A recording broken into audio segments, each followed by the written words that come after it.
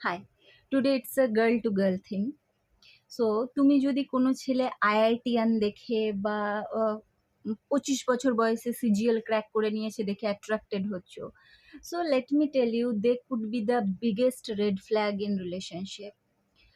মানে কেউ পড়াশোনায় ভালো হওয়া বা ব্রিলিয়েন্ট হওয়া মানে এটা নয় যে তারা ক্যারেক্টার ওয়াইজও ভালো হবে।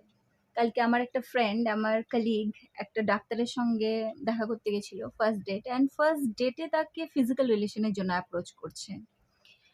সো সে কি ডাক্তার হিসাবে খারাপ? ডাক্তার হিসেবে হয়তো খুব ভালো ডাক্তার, বাট কমিটমেন্টের জন্য, রিলেশনশিপের জন্য এখনো রেডি নয় হয়তো। তো আমি বলছি না সবাই এরকম, মানে সব ব্রিলিয়ান্ট লোকজনই ক্যারেক্টার ওয়াইজ খারাপ বা রেড ফ্ল্যাগ, সেটা নয়। বাট আমার কথাটা হচ্ছে, ডোন্ট বি আ ক্যাবলা। ক্যাবলা হয়েও না।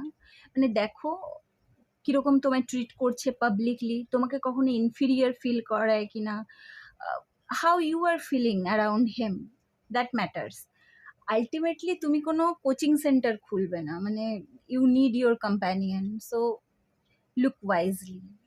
আর বাকি কি, খাও পিও মজ করো।